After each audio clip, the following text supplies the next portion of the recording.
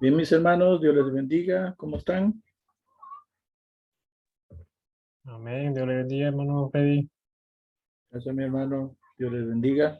Dios les bendiga, hermanos, a los que ya están y esperamos que se conecten los demás en la clase de hoy. Así que bienvenidos. Me alegra poder verles nuevamente. Ya como ven, hoy es nuestra última clase y esperamos que podamos aprovechar bien el tiempo con la ayuda del Señor y que durante este tiempo que hemos estado compartiendo con ustedes la clase, pues haya sido pues de mucha bendición, ¿no? Y que les ayude en su formación, en su crecimiento espiritual y en su conocimiento bíblico, teológico y pues sobre todo pues llevarlo a la práctica, ¿verdad? En nuestra vida espiritual. Así que bienvenidos a la clase de hoy. Vamos a iniciar entonces desde ya porque el tiempo nos va avanzando y mientras los demás se van integrando. Eh, Vamos a hacer la oración de inicio. Voy a pedirle a mi hermana Sandra Ramírez que nos dirija esta oración, por favor.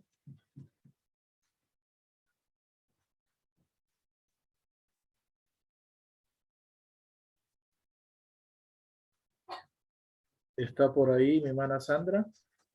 Amén. Muy bien, hermana. Diríjanos esta oración, hermana. Amén. Padre que estás en los cielos, te damos gracias por este día, por esta oportunidad que nos das de estar nuevamente en esta clase. Te pedimos que nos dé sabiduría y entendimiento para poder entender esta última clase. Bendice este mes con nosotros y bendice a cada uno de nosotros que estamos aprendiendo en este curso. En tus manos nos encomendamos. Amén. Gracias, mi hermana. Bueno, con respecto al curso que hemos estado dando y que hoy pues es la última clase, no sé si hay alguna inquietud de lo que hemos visto, mis hermanos, alguna duda en lo que hemos visto hasta la fecha.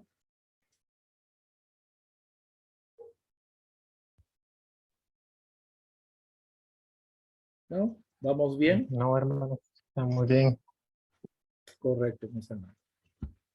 Bueno, entonces voy a ingresar, vamos a compartir la pantalla. Sí.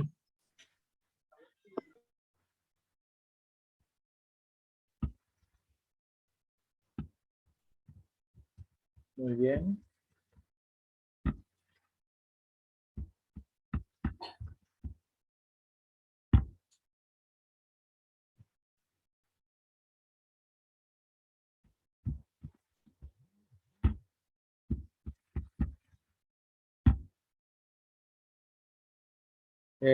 Pregunto si ven ahí mi pantalla, la Bueno, sí presentación. se mira. Sí se mira. ¿Cómo? Sí se ve. Muy bien. Bueno, entonces iniciamos con esta clase, entonces con la ayuda del Señor y que el Señor nos ayude. Así que bienvenidos a la clase de hoy. Pues vamos a entrar entonces este tema que vamos a ver ahorita acerca de la comunión está en la página 56 de su libro de texto, ¿verdad? Entonces vamos a entrar con la ayuda del Señor, que Dios nos guíe en la presentación de esta hora, ¿no? Muy bien. Vamos a ver entonces estos temas que hemos estado viendo y hoy nos toca ver la primera parte o el primer tema de ya en la cuarta lección sobre la comunión. Vamos a ver que el objetivo de este tema es que la persona demostrará comprender el proceso de formación espiritual. Se acuerda que hemos hablado de ese proceso y que ese proceso de formación espiritual es de toda una vida, o sea que no se termina, ¿verdad? Continúa, seguimos siendo formados en nuestra vida espiritual en esos procesos. Entonces, hoy vamos a ver acerca a través de la comunión con Dios. enumerando las descripciones bíblicas de confraternidad con Él. Dios trata con nosotros para desarrollar espontaneidad. El desarrollo de nuestro carácter es su propósito primordial. O sea, el propósito del Señor es que nuestro carácter vaya siendo formado. Y para ello, pues vamos a ver lo que es el tema de nuestra comunión con Dios. Muy bien. Bueno, entramos entonces ya en materia. La comunión. El privilegio de la comunión con Dios ha sido descrito e ilustrado en muchas maneras a través de la Biblia. Y vamos a ver algunas características acerca, y creo que vamos a ver que son cuatro aspectos o ilustraciones de que lo tenemos acá en nuestro material a través de que se reflejan a través de la Biblia. Y el número 1 tenemos lo que es el velo rasgado, ¿verdad? Entonces, cuando hablamos del velo rasgado, simboliza el acceso que siempre se le reservaba al sacerdote solamente.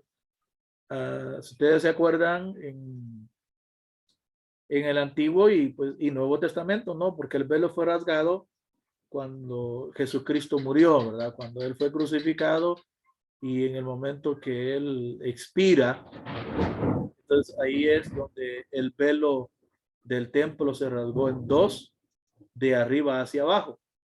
Mientras el velo no había sido rasgado, estaba reservado únicamente el acceso al sacerdote o al sumo sacerdote en el lugar santísimo una vez al año. Pero mediante el velo fue rasgado, o sea, a través de la muerte de Cristo, que Él llevó nuestros pecados, el sacrificio del Cordero perfecto.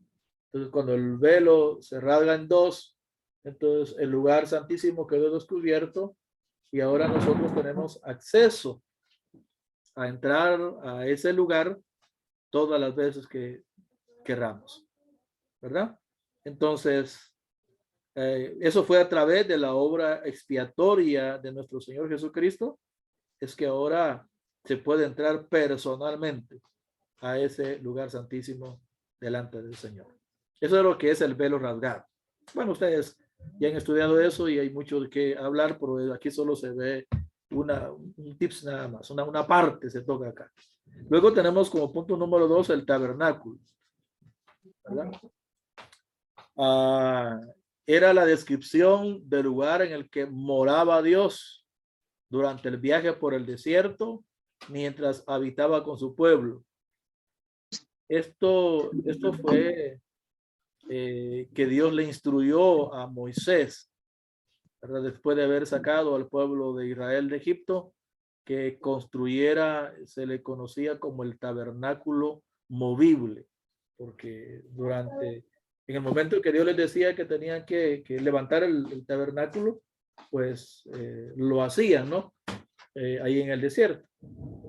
Eso era lo que se daba, ¿no?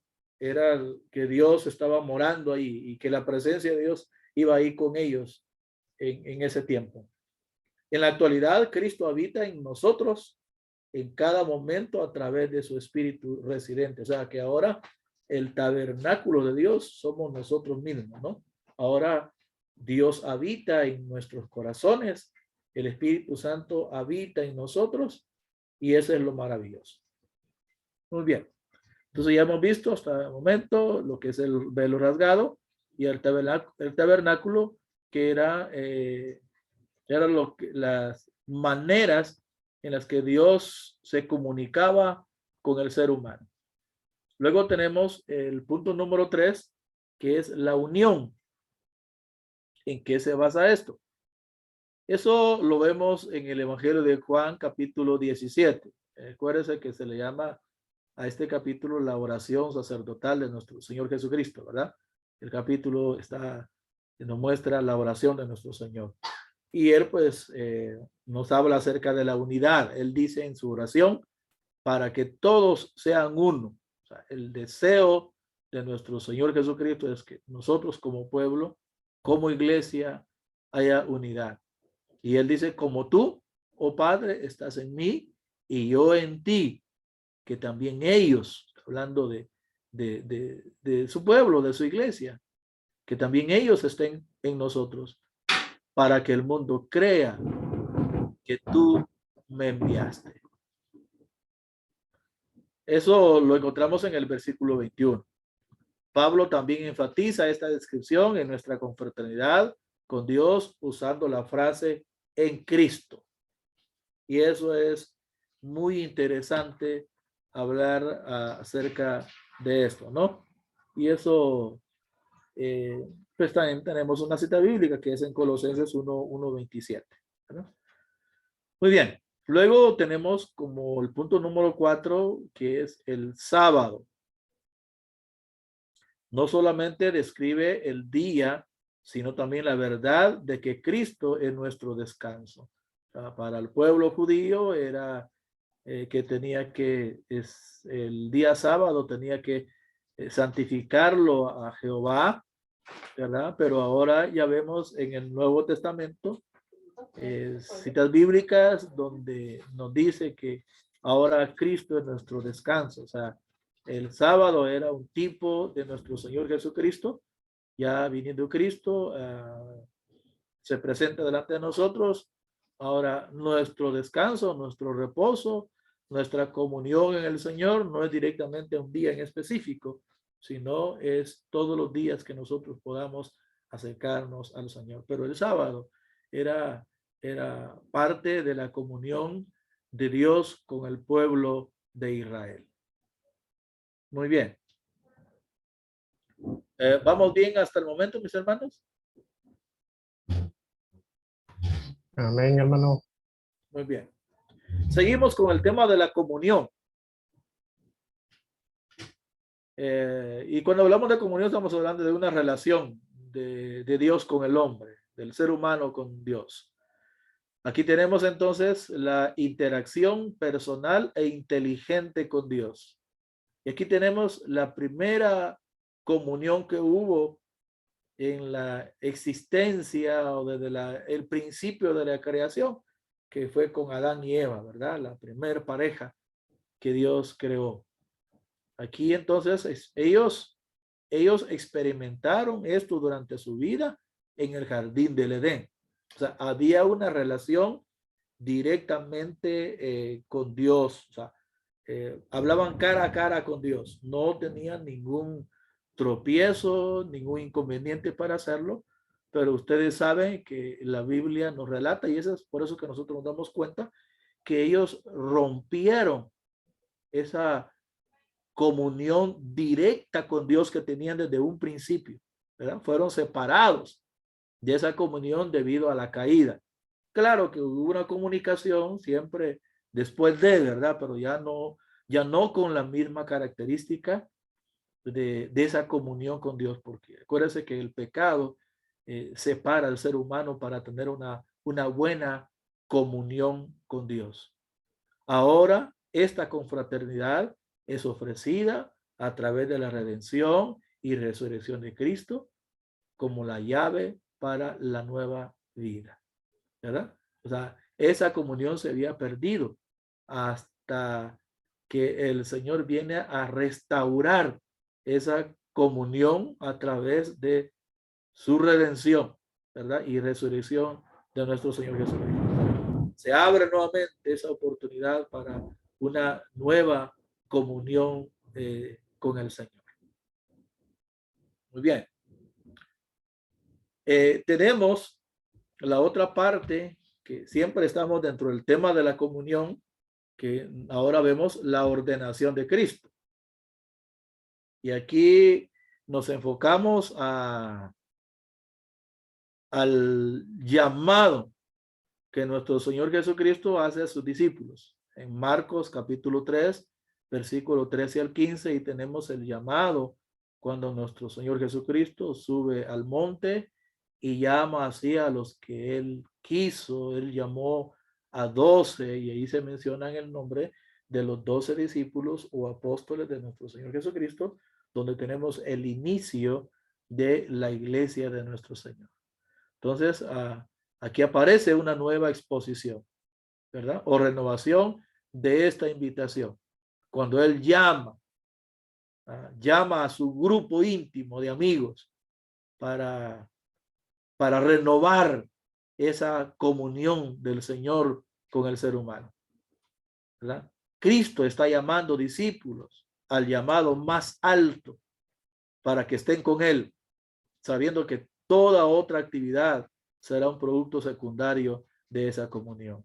El llamado que el Señor hace a seguirle a Él es para estar con Él. Y no solamente para estar con Él.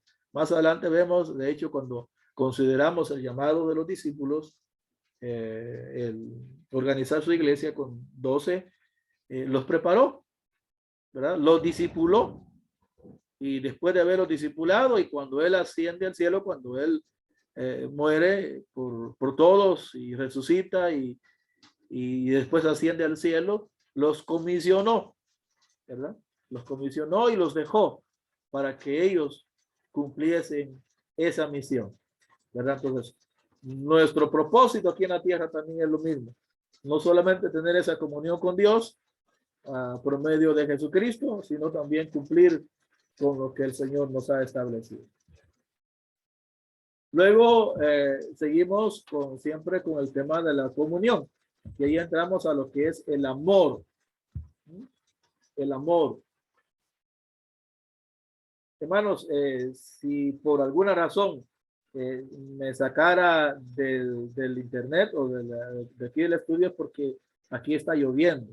Aquí en Villanueva está lloviendo, entonces a veces la tempestad puede hacer que en algún momento haya un bloqueo ahí, ¿verdad? Entonces, si eso sucediera, voy a tratar de entrar y si ustedes me esperan ahí, si hubiera alguna dificultad. Pero seguimos, continuamos. Hablamos acerca del amor entonces, ¿verdad? Cuando hablamos del amor es una manera de estar con otra persona. Este es el criterio de prueba de nuestra comunión con Dios. Él busca personas que lo amen. Definitivamente, ¿verdad? Él busca personas que lo amemos. Y esas personas debemos de ser nosotros. El amar, una entrega total a nuestro Señor Jesucristo. De hecho, Él dijo también, ustedes son mis amigos y hacen lo que yo os mando. Y acuérdense, cuando habla del amor, es el primer mandamiento con promesa. Es amarás al Señor tu Dios con todo tu corazón, con toda tu alma, con toda tu mente y con todas tus fuerzas, ¿verdad? Habla del amor. Y seguidamente viene el segundo mandamiento también, ¿verdad? Que es amarás a tu prójimo como a ti mismo. Y Jesús dijo, de estos dos mandamientos se desprende toda la ley. O sea que nosotros cumpliendo esos dos mandamientos de amar a Dios con todo y amar a nuestro prójimo, de ahí depende todo lo demás. O sea, esto quiere decir que el eslabón principal de los mandamientos del Señor es el amor. De hecho, Pablo, se acuerda que Pablo también lo recalca ya en la carta a los Corintios, ¿verdad? Cuando habla acerca del amor, dice, si yo hablase lenguas humanas o angelicales y no tengo amor, de nada me sirve. Entonces, el amor es indispensable, nuestro amor hacia Dios. Y eso es lo que el Señor anhela, ¿verdad? Que lo amemos a Él. Pero que no solamente sea un amor de palabras, sino sea un amor de hecho. Continuamos. Estamos en la espontaneidad. O sea, el que salga de nosotros, va a ser espontáneo, nuestro agradecimiento, nuestra comunión. O sea, es una cualidad de comunión santa. O sea, no es aquello de que se nos tiene que estar diciendo que tenemos que tener una comunión con Él. O sea, no es que se nos esté exigiendo, que se nos esté acordando. Tiene que salir de nosotros, ¿verdad? Es una manera espontánea de nosotros el tener esa comunión a cada momento con nuestro Señor Jesucristo. De hecho, nuestro Señor Jesucristo dijo que sin Él nada podemos hacer. Luego continuamos empleando nuestras facultades. ¿Qué es esto? Es una meta de la confraternidad. Dios nos creó para pensar profundamente, sentir intensamente y desear con determinación.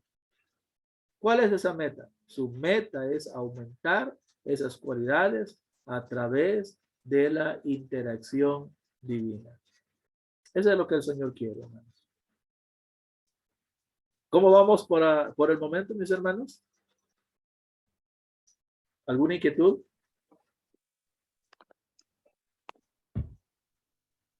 Que vamos, claro, hermano. Muy bien, hermano.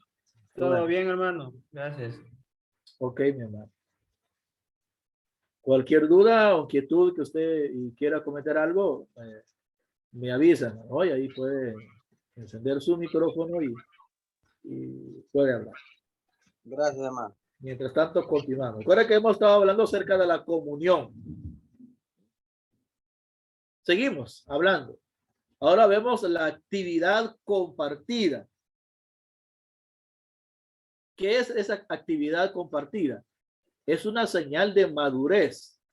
Recuerda que al principio de la lección estuvimos hablando acerca de la perfección, ¿no? ¿Se acuerdan que estuvimos hablando que la perfección es una medida de madurez que nosotros hasta el tiempo de hoy ya pues hemos alcanzado un cierto grado de madurez?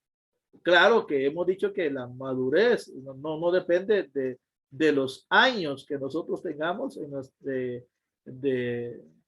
haber creído en Cristo Jesús, ¿verdad? Puede ser una madurez en el cual pueda ser un tiempo pues estimulado, no necesariamente una gran cantidad de años de estar en el Evangelio, ¿no? Entonces, pero cuando hablamos de la actividad compartida, es esta señal de madurez. Esto se puede observar en los niños. ¿Ah? ¿Qué pasa con ellos? En las etapas tempranas del desarrollo, los niños no comparten en las actividades. O sea, el niño, ¿verdad? Eso va a compartir sus actividades conforme se vayan desarrollando. Eso significa que nosotros también tenemos que compartir con las demás personas. Entonces, el niño se va desarrollando en diferentes etapas, ¿no?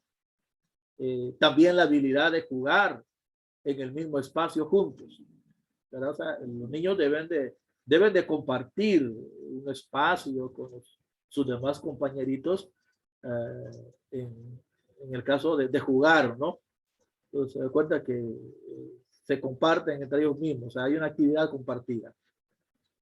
Pueden interactuar como sea necesario y aún pueden sentirse más cómodos en la presencia de otros niños. Pero conforme ellos se van desarrollando, conforme van creciendo en su desarrollo, sus actividades van a ser distintas, no van a ser siempre las mismas, ¿verdad? Dependiendo la edad que ellos tienen, entre ellos mismos, así va a ser como ellos se van a compartir esos espacios. Muy bien. Ahora entramos ya a lo que es otro tema, que es andar en el espíritu. Veamos el objetivo de este tema. La persona demostrará comprender el proceso de formación espiritual a través de andar en el espíritu. Al citar, ¿qué dice? Vamos a ver. Vamos a ver. Dice, la persona demostrará comprender el proceso de formación espiritual a través de andar en el espíritu al citar y discutir pasajes bíblicos que ilustren esto. Ahora yo quiero que platiquemos, mis hermanos. Para ustedes, ¿qué es andar en el espíritu? Vamos a ver. Compartamos. ¿Qué es andar en el espíritu?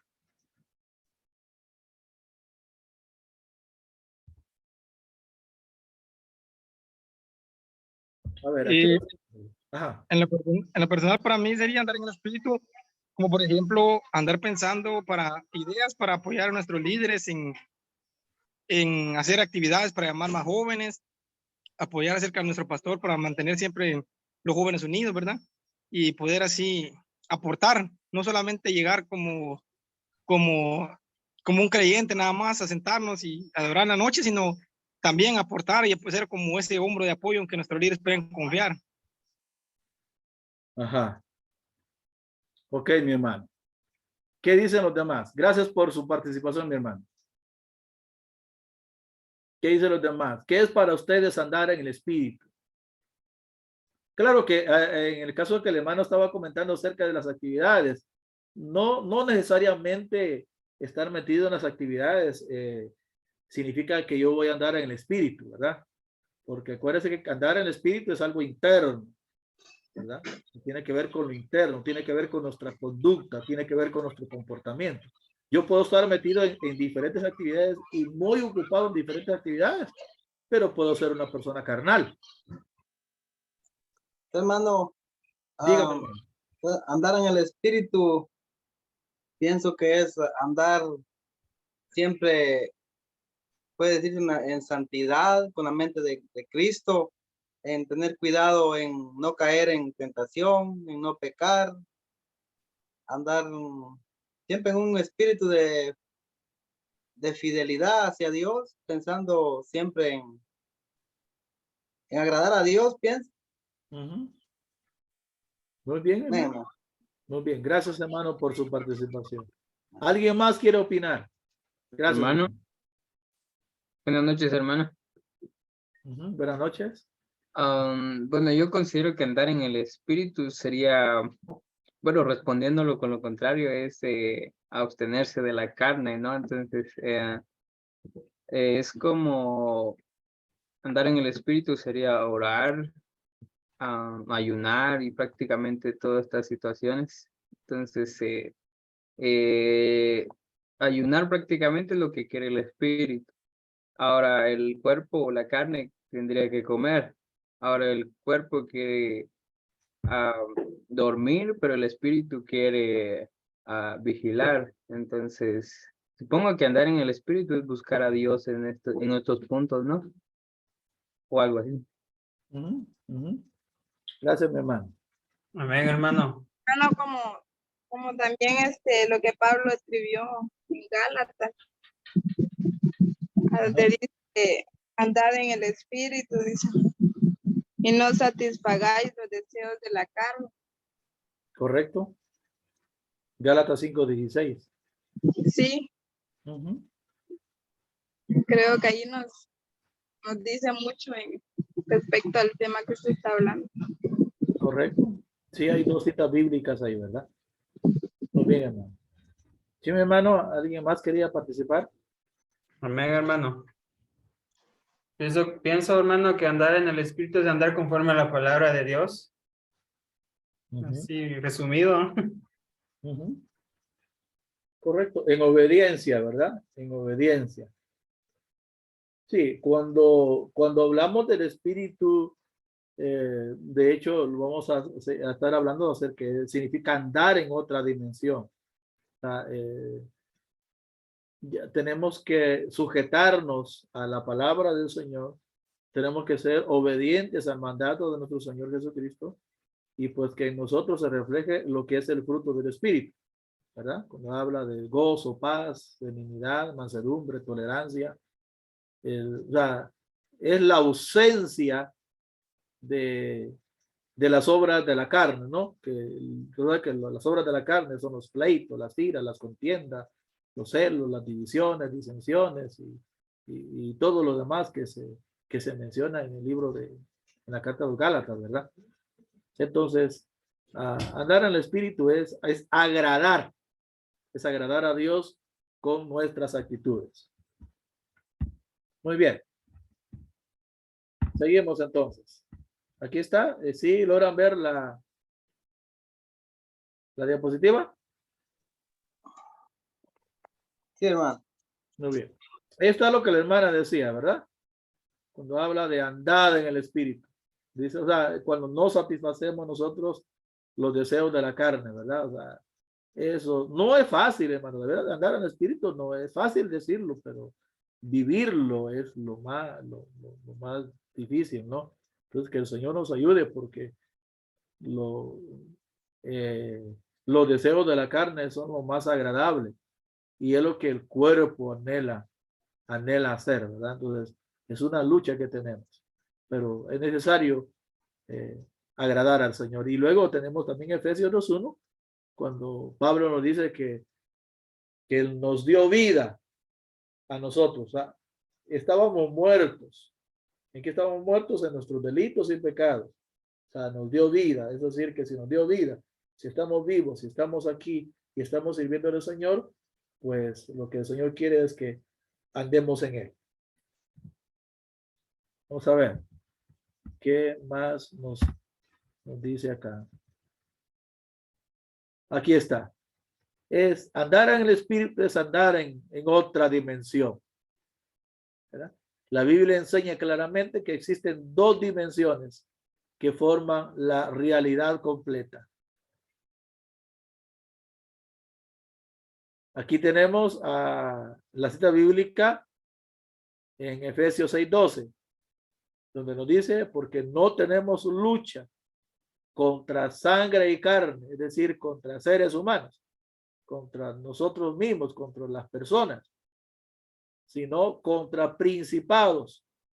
¿Qué dice? Contra potestades, contra señores del mundo, gobernadores de estas tinieblas, contra huestes espirituales de maldad en los aires. O sea, aquí se está refiriendo a un rango demoníaco.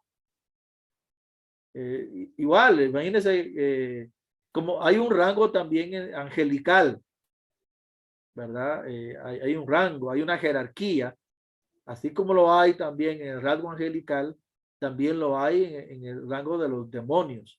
Aquí está hablando de rangos, está hablando de principados, o sea, potestades terribles de demonios. Entonces, nuestra lucha, dice el apóstol Pablo, que no es contra lo que vemos, sino contra lo que no vemos. O sea, nuestra lucha es espiritual, ¿verdad? Y obviamente aquí se habla de la realidad fuera de la carne. O sea, nuestra lucha no es con nuestras fuerzas, no es con nuestra capacidad, no es con lo que yo sé, no es con la fuerza humana que yo tengo. Esta lucha es espiritual y solo lo vamos a ganar andando en el espíritu. Solo vamos a ganar esta batalla andando en otra dimensión, que es la dimensión con el Espíritu Santo, que es nuestra relación con Dios, de la manera que más cerca estemos con Dios, andando con Él a través de nuestra búsqueda, de nuestra obediencia, de nuestra conducta, de nuestra comunión, de nuestra comunicación con Dios, es la manera como vamos a vencer esta lucha que estamos enfrentando. Y es una guerra espiritual que la tenemos día a día, mis hermanos. Eso, no hay día que no tengamos esta lucha nosotros. Aún hasta dormidos, hermano, tenemos esa lucha. ¿Acaso no tenemos sueños extraños, sueños raros o pesadillas, como dicen algunos, verdad? Porque es una lucha que tenemos constante, ¿verdad? Y que necesitamos andar en el espíritu para poder vencer todo eso. Muy bien. Seguimos ahí.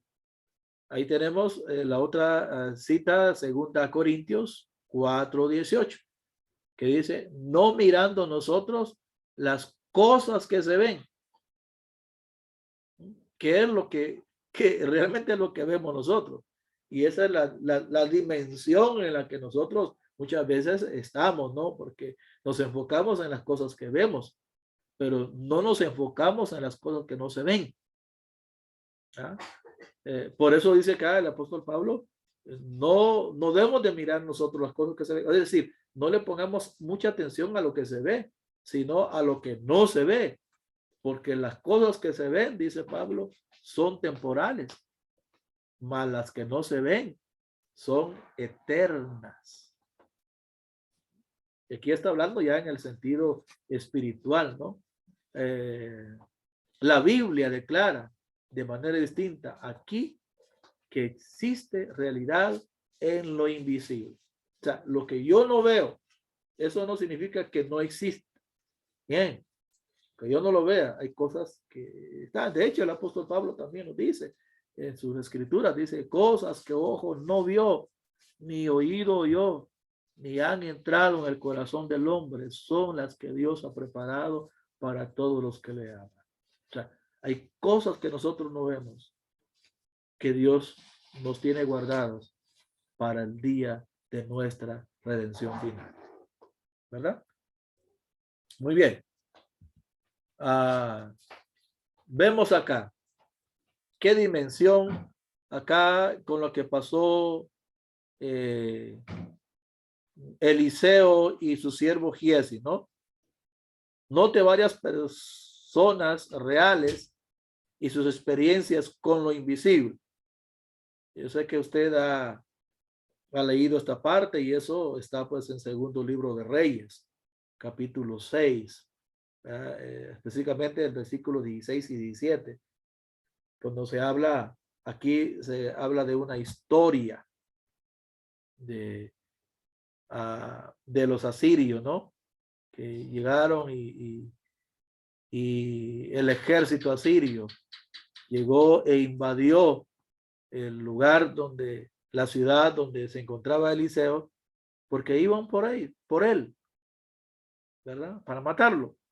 Y cuando Giesi, que se menciona aquí, ¿verdad? Giesi, el siervo de Eliseo, tuvo mucho miedo cuando vio al enemigo rodeando el pueblo con la intención de llevarse preso a Eliseo. O sea, él se enfocó en lo que veía. Y eso, pues, eso es común, ¿no? Enfocarnos en lo que vemos. Eso quiere decir, hermano, que mire, de veras, hermano, nosotros no nos hemos dado cuenta. Nos hemos dado cuenta de las cosas que el Señor nos ha librado, pero de lo que hemos visto. Pero ¿qué de aquello que no hemos visto nosotros? ¿Qué de aquella guerra espiritual que se está peleando por nosotros y que no vemos? Por ejemplo, acá tenemos a Giesi, ¿no? Él cuando vio al ejército enemigo que venía, esa gran multitud que venía a llevarse preso, ya tenía rodeado a la ciudad. Entonces él, pues, le dio miedo. Y es cuando llega con Eliseo, le dice, mira, Señor, ¿qué vamos a hacer ahora? Mira todo el ejército que viene contra nosotros. ¿Y qué vamos a hacer solo nosotros dos desarmados contra todo el ejército que viene de nuestros enemigos? Fue cuando Eliseo, el gran varón, profeta de Dios, habla aquí confiadamente. Y aquí está, miren.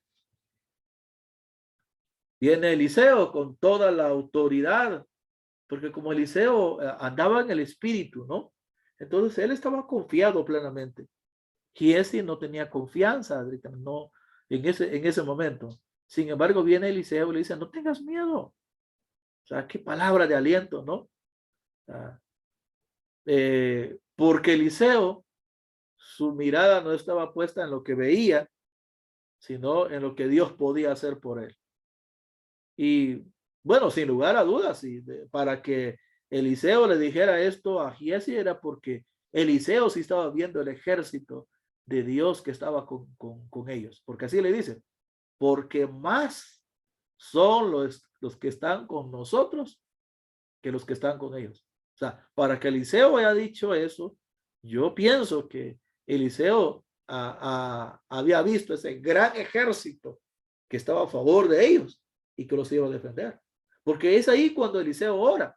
Y él oró y le dijo al Señor, ruégote, oh Jehová, que abras sus ojos para que vea. Y mire lo hermoso de acá. Dice que Jehová abrió los ojos del mozo y miró. Y aquí que el monte estaba lleno de gente de a caballo y de carros de fuego alrededor de Eliseo. ¡Guau! ¡Qué maravilloso, hermano! Eso entró en otra dimensión, en una dimensión espiritual. Ya viene Dios y le abre los ojos a Giesi. Cuando Giesi se le abren los ojos, ya no los ojos físicos, sino los ojos espirituales. Él pudo ver esa cantidad de ángeles que estaban a caballo y carros de fuego para defenderlos a ellos. Eso, hermano, eso es maravilloso. Qué experiencia tan preciosa pudo tener este siervo de Eliseo, ¿no? Muy bien, ¿vamos bien ahí, mis hermanos? Cualquier inquietud me comunica. Vamos bien, hermano. Amén. Correcto, mi hermano. Muy bien. Bueno, seguimos entonces avanzando.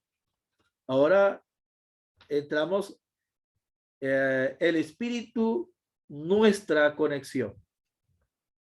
Lo que vemos en Jesús en su ministerio terrenal, eso mismo debemos esperar ahora en el ministerio del espíritu. Aplicarlo prácticamente es un proceso que transforma vidas.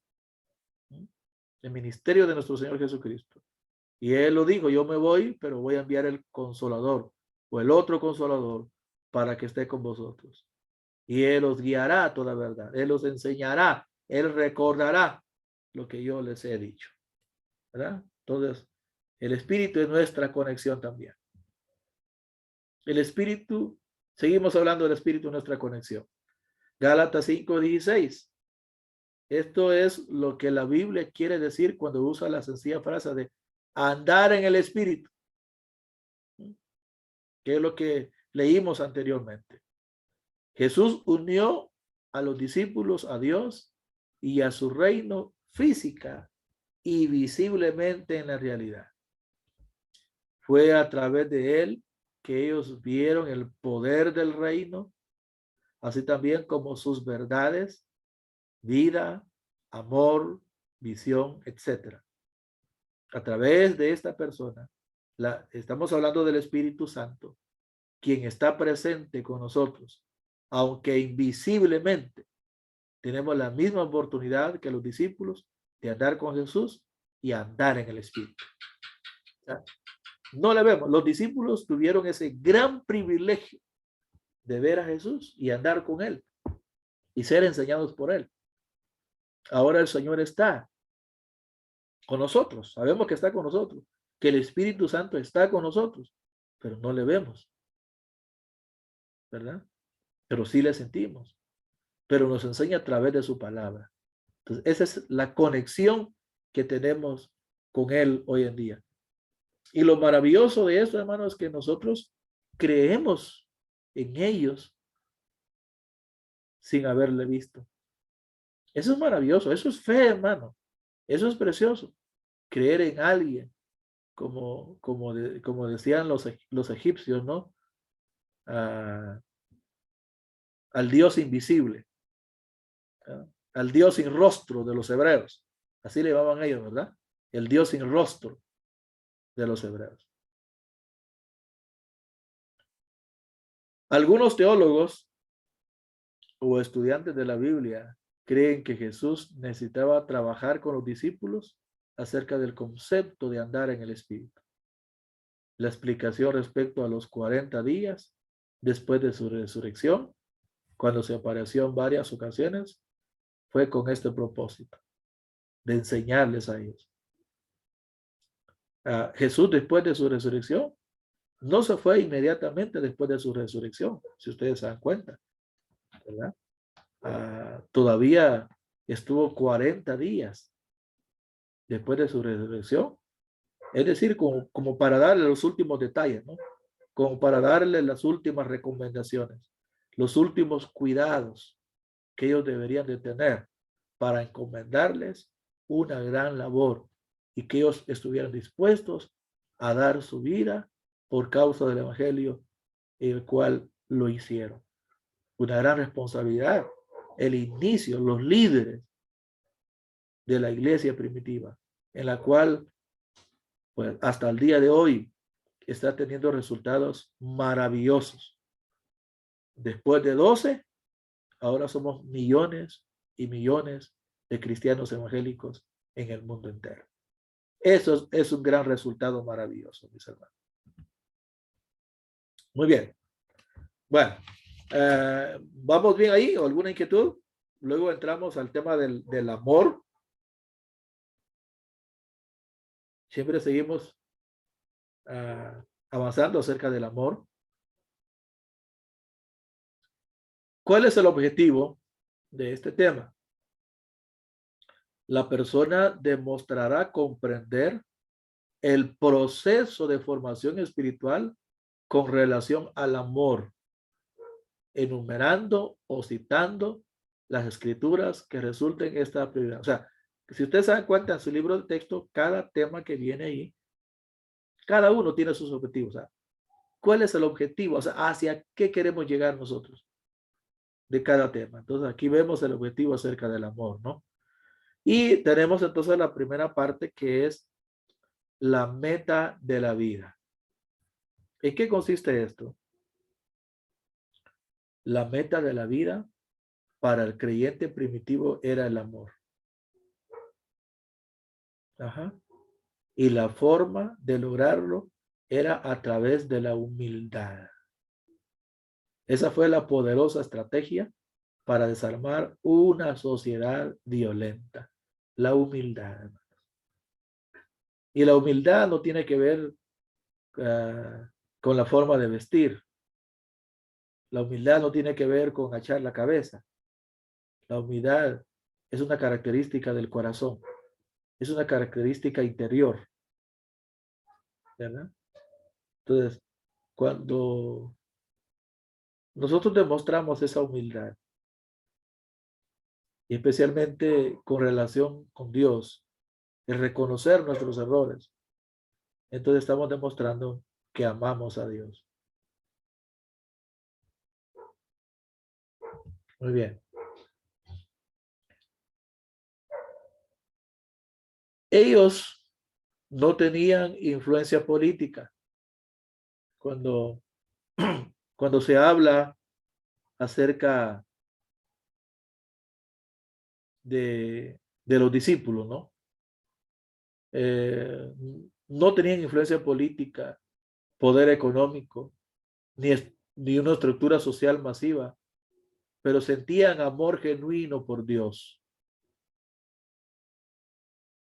los unos por los otros y por el mundo. Tocaron el mundo de su época sin confrontación ni revolución armada, sino con la virtud del amor. Y eso es lo que tenemos que hacer también nosotros hoy en día, hermanos. No confrontarnos nosotros con nuestras habilidades o con nuestro temperamento, sino a través del amor. El Señor nos enseña que debemos de amarnos unos a otros. Luego tenemos que el amor es perfección. Por perfección quiere decir nuestro amor humilde, benévolo y paciente por Dios y nuestro prójimo, controlando siempre nuestro temperamento.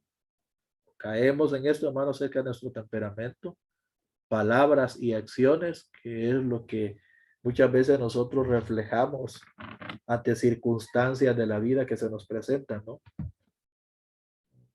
Nuestro temperamento, dependiendo el tipo de temperamento en el cual nosotros tenemos, es muchas veces la forma en que reaccionamos. Creo que tenemos que pedirle mucho al Señor para que nos controle, hermano, nuestro comportamiento, nuestras palabras, nuestras acciones, porque es ahí donde demostramos si amamos a Dios o amamos a nuestro prójimo también, ¿no? A través de las palabras, nuestras acciones. Se ha dicho que el amor no son palabras, el amor son hechos. De hecho, el amor es una persona y Juan lo dice, que Dios es amor. Entonces, cuando hablamos de él, o sea, estamos hablando de Jesús, siempre tuvo cuidado de lo que decía contra el punto de vista legalista de la perfección farisaica. O sea, él tuvo cuidado acerca de eso y él demostró realmente su amor para con nosotros. Para Wesley, Juan Wesley, ¿verdad? Como en la escritura, la perfección cristiana significa amor perfecto. Y eso es lo que dijo Pablo también. O sea, estamos hablando acerca del amor. De hecho, cuando habló de todo esto, dijo, el mayor de todos es el amor, ¿verdad? Entonces, si no tenemos amor, como dijo Pablo, nada somos. Entonces, el factor común aquí, hermanos, de nuestra vida espiritual, de nuestro crecimiento, de nuestra relación con Dios, es el amor que debemos de demostrar. Pero cuando estamos hablando acerca del amor, hay una perfección en el aspecto negativo. O sea, cuando hablamos del aspecto negativo, es todo lo contrario a lo que yo pienso, a lo que yo quiero hacer. ¿Y cuál es eso? Bueno, veamos. El evangelio es claro en su llamado. Ahí tenemos dos citas bíblicas, Marcos 5, 44 y 45, y Primera de Pedro, capítulo 1, verso 15 y verso 16. Jesús dijo, ¿verdad? Ahí en Mateo 5, 44 y 45. Mas yo digo, amad a vuestros enemigos.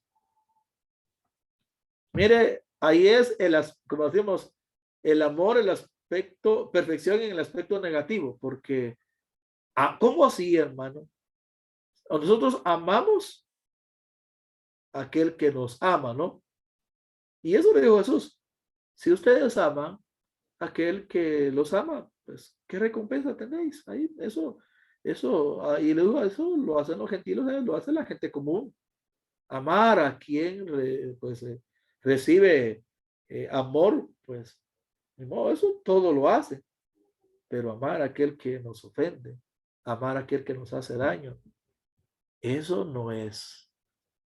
Eso solamente lo hacen las personas que realmente aman a Dios. Y a lo contrario, no. Por eso le dijo Jesús, ya en el aspecto negativo, ¿verdad? Mas yo os digo Jesús, amad a vuestros enemigos. ¿Qué más dice? Bendecid a los que os maldicen. O sea, no lo estaba diciendo de que podamos vengarnos, porque esa es la naturaleza humana, ¿no? O sea, si me habla, yo le hablo.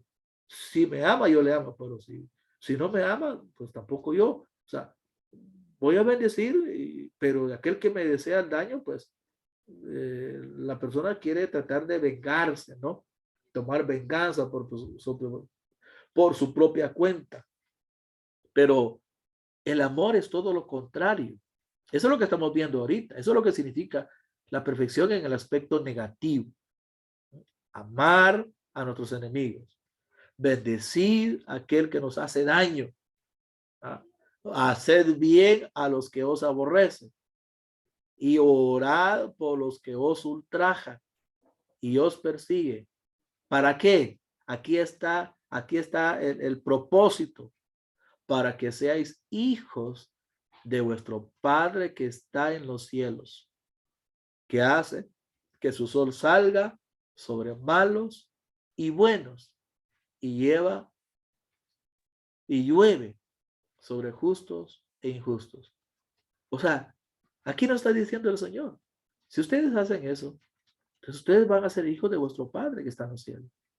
Pero si no cumplen con esta palabra, entonces, ¿qué va a pasar? ¿Qué dicen mis hermanos? ¿Alguna inquietud al respecto?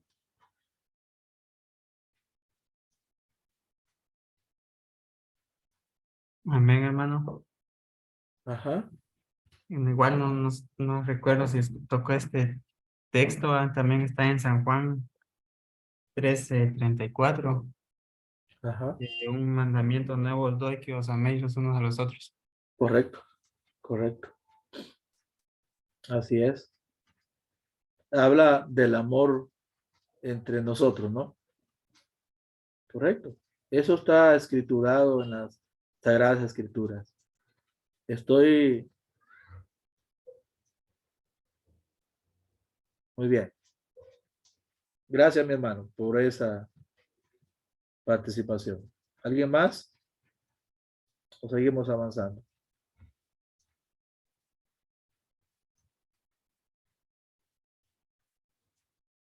Aquí seguimos, entonces, seguimos en la cita bíblica, ¿no? Mateo 5 ahora, del versículo 44, del 44 al 48. Aquí está, mire. Y Jesús mismo lo está diciendo. Porque si amareis a los que os aman, pues ¿qué recompensa tendréis? ¿No hacen también lo mismo los publicanos? Y si abrazareis a vuestros hermanos solamente, ¿qué hacéis de más entonces? ¿No hacen también así los gentiles? Sed pues vosotros perfectos. Mire la palabra que usa aquí el Señor. Sed pues vosotros perfectos, como vuestro Padre que está en los cielos es perfecto. Tremendo, ¿no? O sea, el Señor mismo nos está enseñando por medio de su palabra acerca del amor. Muy bien. Bueno, ya vimos aquí entonces acerca del amor. No sé si podemos avanzar o hay alguna inquietud al respecto. Buenas noches, hermano. Yo solo tengo una duda. Dígame. En este sentido, después de la pregunta que hace el Señor Jesús ahí, ¿qué hacéis de más? ¿No hacen también así los gentiles? Hasta ahí, al menos yo en lo personal comprendo bastante bien, pero esto que sigue me llama la atención y si pudiera ampliar le agradecería. Sed pues vosotros perfectos, o sea, no sé si entiendo mal, pero como que el Señor se está refiriendo perfección acerca del amor o una perfección hablando de santidad. Correcto. Ahorita vamos. Esa es mi... yo quisiera, con la ayuda de Dios, entender un poquito más sobre la perfección que resalta ahí el Señor, porque dice, como vuestro Padre que está en los cielos es perfecto.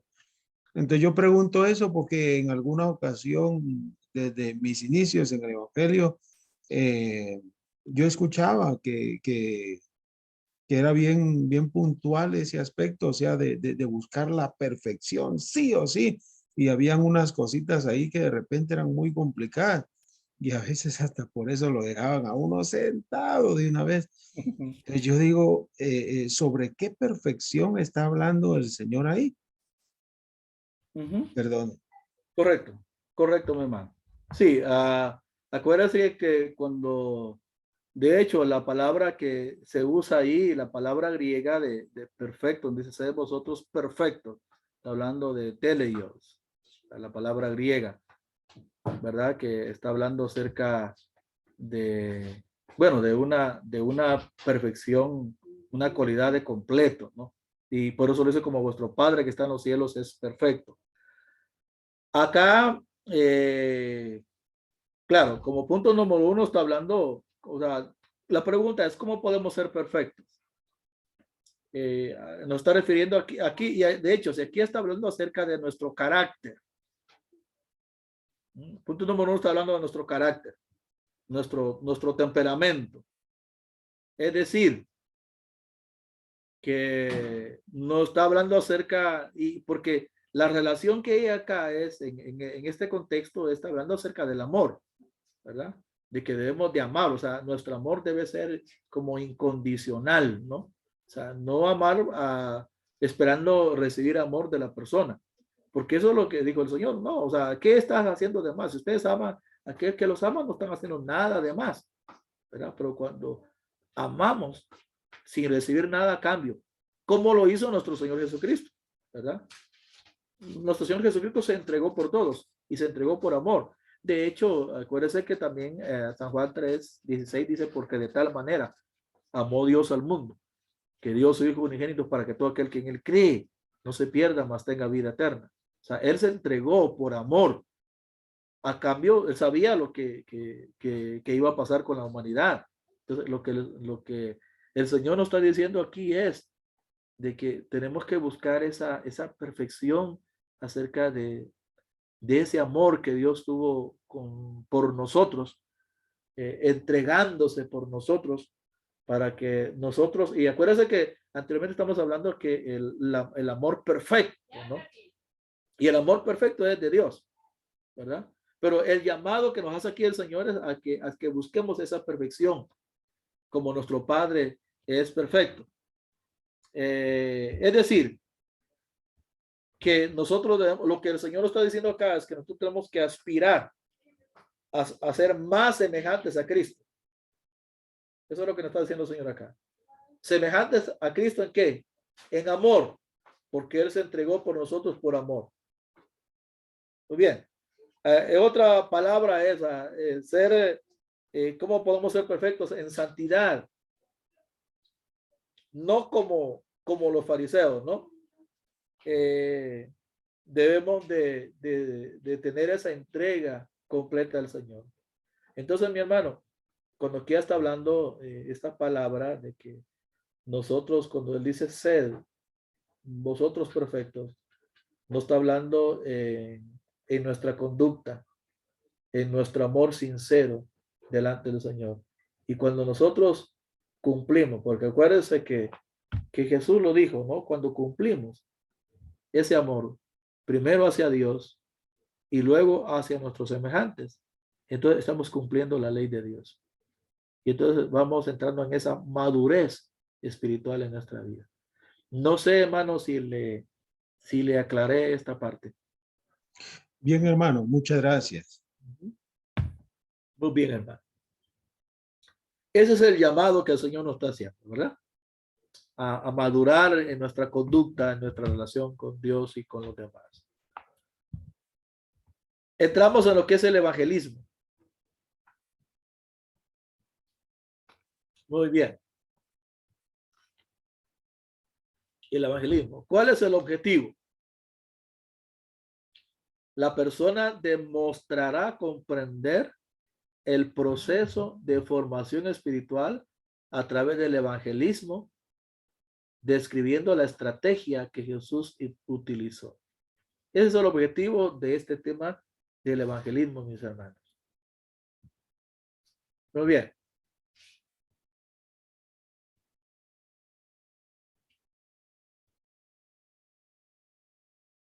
A menos que haya una transformación contemporánea en la vida de la iglesia, de manera que la tarea de evangelismo nuevamente sea respaldada por una calidad de vida que opaque lo más que pueda de la incredulidad, apenas podremos movernos mucho hacia adelante con las técnicas del evangelismo.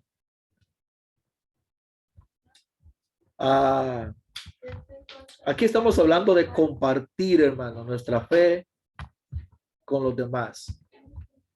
Pero eso tiene que surgir cuando hay una transformación en la vida de la iglesia. Mientras no haya esa transformación en la vida de la iglesia o en la vida de las personas como cristianos, entonces no se va a llevar a cabo el evangelismo, porque es parte, hermano, de nuestra formación también espiritual, el compartir con los demás de lo que Dios ha hecho en nuestra vida. O sea, tenemos que compartir. O sea, eso va a decir mucho de lo agradecido que estamos con el Señor y de lo que Dios ha hecho. Si Dios ha hecho cambio, si Dios ha hecho una transformación en nosotros, ¿por qué no expresarlo? ¿Por qué no demostrarlo? A menos que no haya ninguna transformación, ¿no? Porque si no hay ninguna transformación, entonces no va a haber la manera de poder compartir con los demás lo que el Señor ha hecho en nuestras vidas.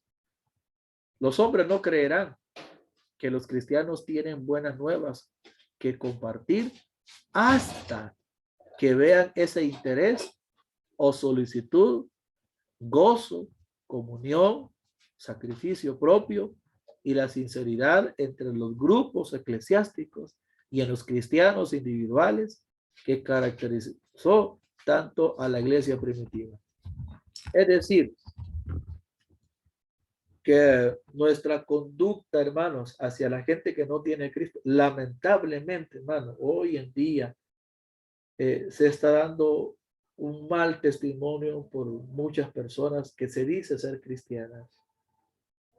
En esta semana, acabo de platicar con una persona que es muy católica, ¿verdad? Es esposa de un hermano que va con nosotros a la iglesia.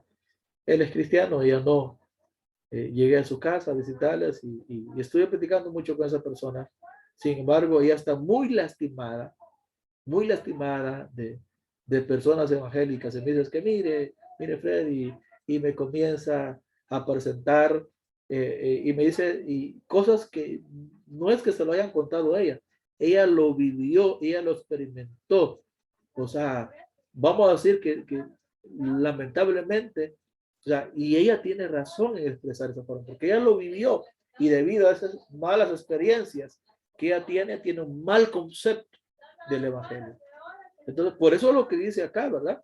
O sea, los hombres no van a creer que los cristianos tienen buenas nuevas que compartir hasta que no vean ese interés, ese sacrificio propio, esa sinceridad entre los mismos hermanos de la iglesia, que muchas veces, en lugar de compartir el evangelio, se viven peleando entre ellos mismos por conceptos doctrinales, hermano. Eso es lamentable.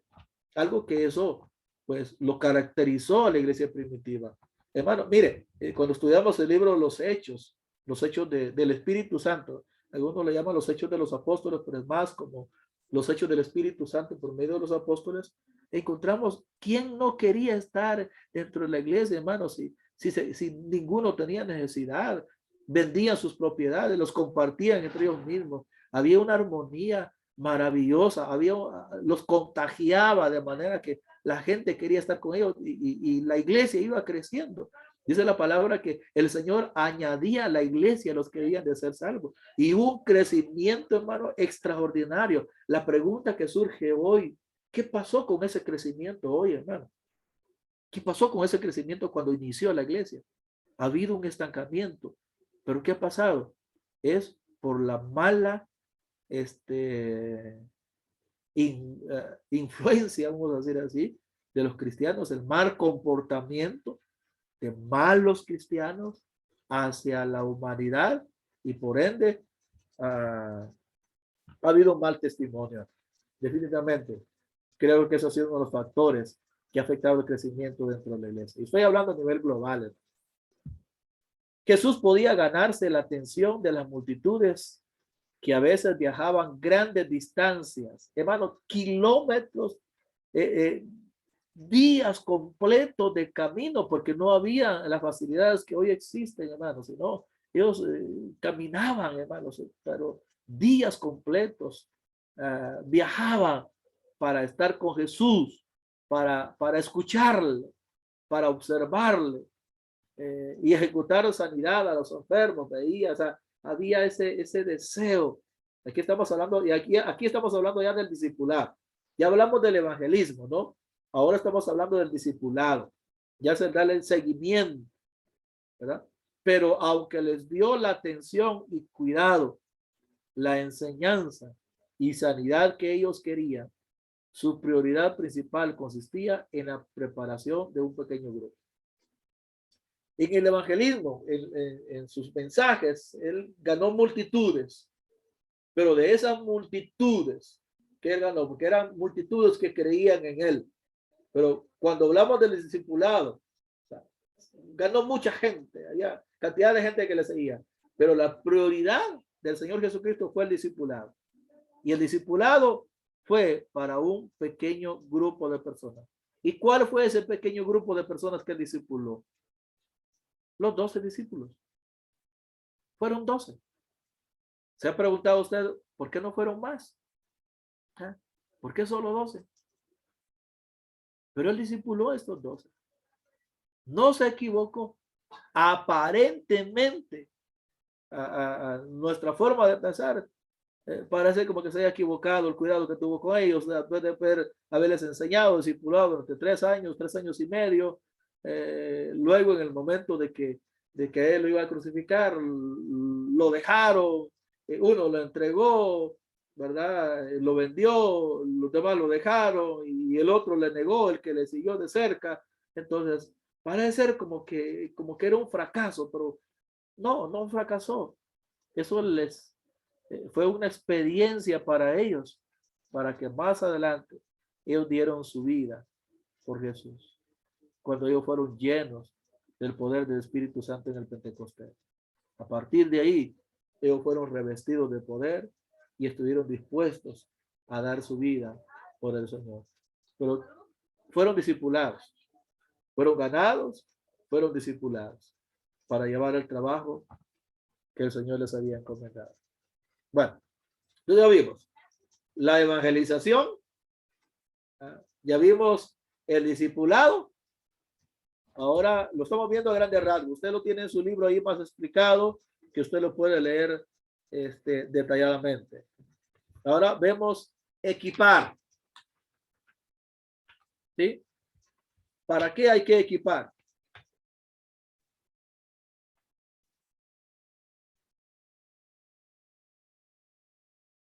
A ver, mis hermanos.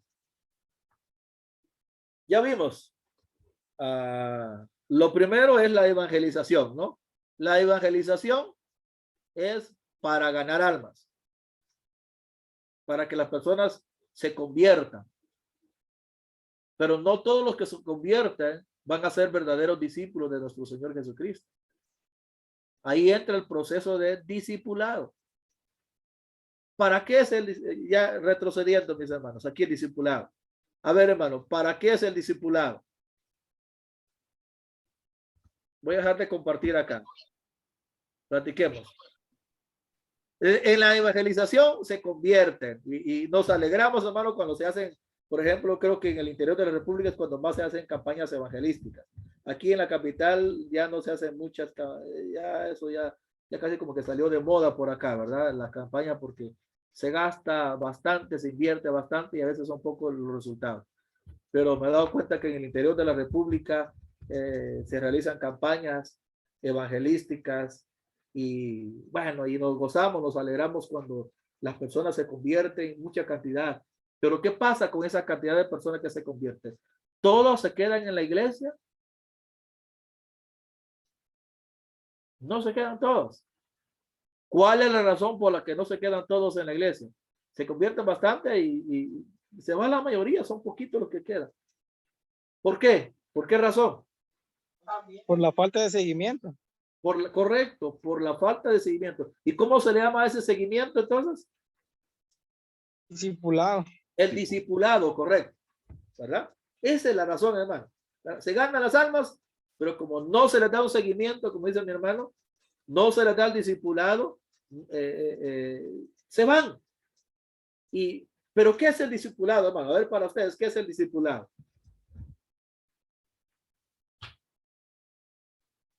Amén, hermano.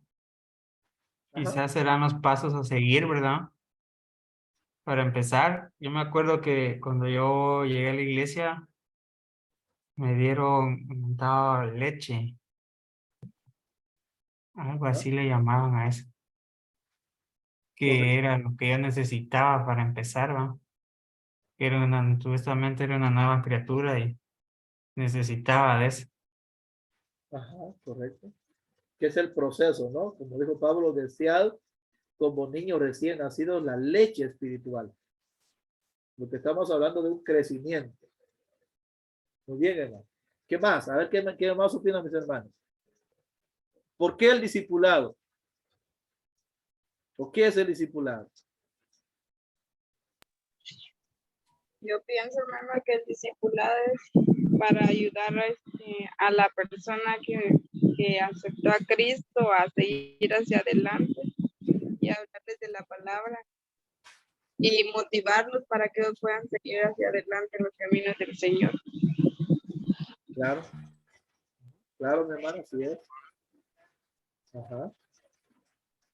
Se le enseña al recién convertido los pasos a seguir. Se le enseña a orar. Se le enseña a caminar. Acuérdense que estamos hablando de un recién convertido o de un niño espiritual. Por ejemplo, a un niño, ¿no? A un niño se le enseña a hablar. Porque hay que enseñarle a hablar a un niño. Se le enseña a hablar. Se le enseña a comer, ¿verdad? Se le da el alimento que él necesita a su edad, porque a un niño recién nacido no se le pueden dar frijoles, ¿no? Entonces se le da el alimento que necesita igual. Para eso es el discipulado, ¿verdad?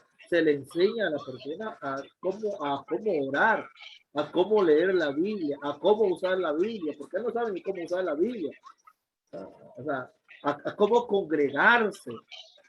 Pero, o sea, y es un discipulado que se debe dar a esa persona para enseñarle. Son pasos a seguir en su crecimiento espiritual. Entonces, se convierte, se discipula, pero no se queda ahí. Ahora viene la otra parte, que es lo que habíamos comenzado a ver, que es equipar. Hermano, ¿Sí, hermano? yo quería contar una experiencia, hermano, fíjese que hace como 2 años, tal vez un año por allá, aquí una señora de allá de donde yo soy, de la aldea donde yo soy, vino aquí y ella, le dio cáncer, pero el doctor la dieron con cáncer terminal, ella iba a morir, el cáncer tenía como un mes de vida, y yo fui a verla donde estaba aquí en Estados Unidos, estaba aquí cerquita donde vivo yo, y fui con ella y estuvimos platicando, y yo le hablé de las cosas de Dios y le dije yo, ¿y usted ya recibió a Cristo como su Salvador? Y me dijo, sí, ya, me dijo. Ah, está bien, le dije, hoy empezamos a platicar y todo, y yo iba a mi Biblia y empecé a hablar de las cosas de Dios, pero yo había notado en ella que no había habido un cambio en ella, y yo fui ese día y dije, yo voy a venir mañana, vengo mañana, le dije, y volví otra vez a hablar, hermano. Yo me centré en el libro de Primera de Juan y Segunda de Juan, y en esos libros que más me dio tiempo de explicarle y todo esto. Y el plan de salvación, mi hermano. Ajá. Y el segundo día volví, le dije todo, y ella quedaba así como, yo sentía que no quedaba, ella no había entendido el plan de salvación. Y dije yo, todavía no. Volví el tercer día, entonces yo le expliqué el plan de salvación y le expliqué todo, hermano, lo que yo había aprendido, ¿verdad? De la salvación y todo. Entonces esta mujer empezó a sentir el toque de Cristo, del Espíritu Santo. Y ella me dijo, ahora sí, me dijo, yo quiero recibir a Cristo como mi Salvador, me dijo, porque yo lo hice, me dijo, pero no había entendido, me dijo todo. Entonces yo ahí, bueno, hice la oración de fe y todo, pero yo no la dejé ahí, hermano. Yo sentía de parte de Dios volver, y yo di seguimiento como unos 5 días, hermano, todos los días. Y en el último día que yo fui, ella iba a viajar a Guatemala porque ella se iba a ir porque quería ir a morir allá. Y el último día que yo volví, la encontré en paz. Me dijo, ahora me dijo, ¿cómo se siente? Le dije, ya estoy en paz, me dijo, yo me siento en paz, ya estoy lista para morirme, yo ya estoy lista para irme con Dios. Me dijo que yo sé que voy a ir con él, me dijo, ya no voy a ir a la condenación, ella estaba lista para morir, me dijo. Entonces yo le hablé, le dije, bueno, ahora sí yo ya puedo irme, ya puedo yo estar tranquilo, le dije, porque usted ya entendió el plan de salvación. Y le hablé del bautismo y se fue para Guatemala allá, y que ella quería bautizarse, me dijo, pero ya no pudieron allá porque ella llevaba sonda y todo, entonces ya no pudieron bautizarla, pero como una semana tardó allá, hermano, o así en vida. Yo le dije al hermano pastor allá que le diera seguimiento en lo que ella llegaba, en lo que estaba allá, y le dieron seguimiento allá, y como la semana murió, hermano. Pero eso es muy importante, como usted dice, darle seguimiento a una persona, porque si no la deja solo así, hermano, pueden aceptar a Cristo, aceptar como Salvador, pero no entender, ¿verdad? Y no hay un cambio. Llegar a darle seguimiento, como usted dice, es muy importante. Así es, hermano. Amén, hermano. Gracias, mi hermano. Gracias por compartir con nosotros. Sí, el discipulado tiene que ver con eso, hermano, enseñarle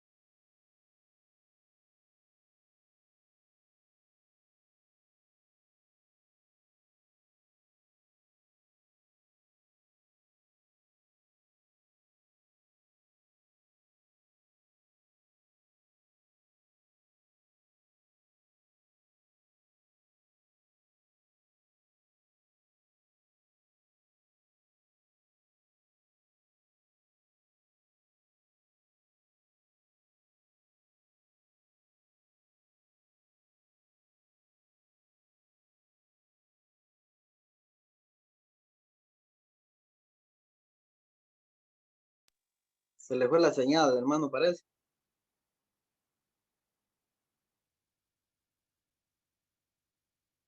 Así se ve, hermano. Ajá. Ahora tenemos que esperar un ratito, según dijo, ¿verdad? Sí, hay que darle tiempo, pues. Pero qué importante eso que estaba comentando usted, hermano. Rocael es su nombre, ¿verdad? Álvaro. Álvaro. Ajá. Yo leí ahí. Roca es el Ah, apellido, Roca. ya le cambié el nombre. Ya, mano, pero casi. Pero qué importante eso que estaba testificando usted, hermano. Sí, hermano, que yo cuando yo fui la primera vez, yo sentí que ella había aceptado, que otro día llegaba alguien ahí, pero en ella no había cambio. Me había sentido que no, se miraba que no había cambio en ella porque ella eh, solo aceptó, pero no hubo, como dice, como una explicación de a qué se debe la salvación y a qué se espera y todo. Y la segunda vez, yo tampoco miraba el cambio. La tercera, porque ella tenía miedo, me decía a mí como de morir y no tenía ya confianza. Pero ya cuando la última vez sí me dijo me dijo cuando yo llegué, ahora sí estoy en paz, mi hijo, me dijo, ya no tengo miedo a morir, yo ya estoy en paz en irme con Dios, me dijo, con Jesús, me dijo, yo me voy a ir con él, me dijo, ya no tengo miedo, ya comprendí mi salvación y ya sentí que me perdonó mis pecados, me dijo, y es muy, y sí, hermano, yo insistí en ir otro día y le decía, yo voy a volver y así, y hasta que, bueno, Dios hizo la obra, ¿verdad? En ella, el Espíritu Santo. Pero a veces en las campañas, como dice el hermano, ¿verdad? O en la iglesia, las personas pasan adelante, pero uno no se preocupa a veces darle seguimiento, ¿no? Que van al culto una vez, ¿no? 3 veces, después ya no van, uno ya no las busca, o sea, no hay seguimiento. Y a veces ya no van no porque no quieran, sino porque les da vergüenza o de repente por alguna situación que tal vez no se puede mencionar así a grandes rasgos, pero el seguimiento es muy importante, cabal, así como usted está comentando. Yo creo que cada uno de nosotros hemos tenido experiencias diferentes, pero al final apuntamos a lo mismo, a que hay que darle seguimiento. Por ejemplo, en mi caso yo he visto gente, o sea, personas así que han estado metidas bastante en el vicio del alcohol. Ujú. Y de repente, porque ese es un proceso, ahí no es de que hoy aceptaron y ya en una semana ya dejaron el vicio totalmente. Y lleva un proceso, entonces de repente vuelven a recaer otra vez, pero ahí es donde está el trabajo de parte de uno, ¿verdad? Que conoce la palabra, estar ahí con ellos, animándoles, al pasar un cierto tiempo y estar orando por ellos, por supuesto, las personas llegan a ser unos buenos Lo que, pilares en la lo que iglesia. pasa, lo que pasa es que muchas veces los mismos vecinos, mismos amigos, los compañeros de trabajo, a veces los marginan, los señalan y le dicen, mira, ya entraste ahí, ya no puedes hacer esto, no puedes hacer lo otro. Entonces ahí es donde nosotros debemos actuar, ¿verdad? Decirle, no, no, que no es así. Como usted dice, hermano, de que eso no es algo que de la noche a la mañana no va a cambiar, sino que a modo de nos animar, que tropezó, no, hermano, levanta, nosotros lo apoyamos. Y porque sí, yo me he dado cuenta que mis compañeros de trabajo en ocasiones han señalado a otras personas porque no han contado, ¿verdad? Es, que los juzgan. Porque algo que, como están pegados, hermano, que piensan que lo mejor de ellos es el mundo y que piensan que ya por entrar a una iglesia ya él tiene que ser santo delante de todo, ¿verdad? Y sabemos que es un proceso que lleva su tiempo para poder cambiar, ¿verdad? Exactamente, hermano, sí, mero. Que a veces nosotros como seres humanos, aunque a veces se vea, hermano, que cuando una persona así viene a los pies de Cristo, después cae de la gracia, yo sabía que eso no iba a aguantar, y empezamos a tirarle piedras, a apedrearlo. Ese es el gran error de uno, en lugar de ayudarlo, uno le tira se está ahogando, ese mal le tira una piedra para que se hunda, a veces, y todo eso, ¿verdad? Como cristianos no nos corresponde juzgar nada, sino que ayudar, el amor.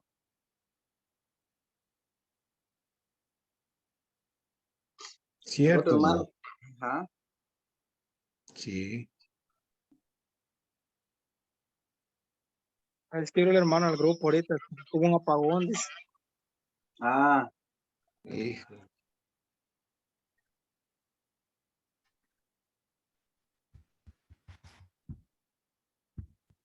Ya regresamos, hermanos. Ah, mi hermano, ya volvió. Sí, es que hubo un apagón de luz aquí y se había ido la señal, pero ya estamos de regreso. Muy bien. ¿O quién está de anfitrión? Hermano Byron o hermano Andrés, ¿me pueden dar la opción de compartir pantalla, por favor?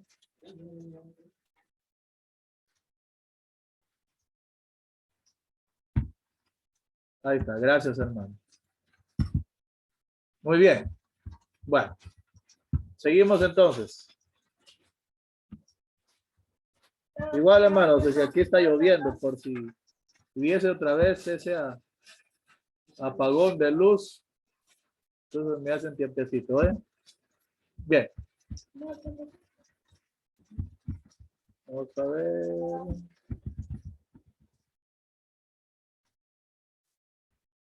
Muy bien. Vamos entonces con lo que es equipar. Ahí estamos, ¿verdad, hermano? ¿Sí logran ver la pantalla? Sí, hermano. Venga, venga. Equipar. Bueno, ahora entramos a lo que es equipar. ¿Cuál es el objetivo? La persona demostrará comprender el proceso de formación espiritual a través del proceso de equipar, definiendo la frase equipando a los santos. Es decir, cuando hablamos de equipar, estamos hablando de que es ahí cuando estamos preparando a la persona para poder enviarla, ¿no? Muy bien. Aquí entonces, ¿qué sucedió? Aquí está esa interrogación. Si en la pasada sección de fe cristiana estuvo al borde de conquistar al mundo para el año 300 después de Cristo, ¿verdad?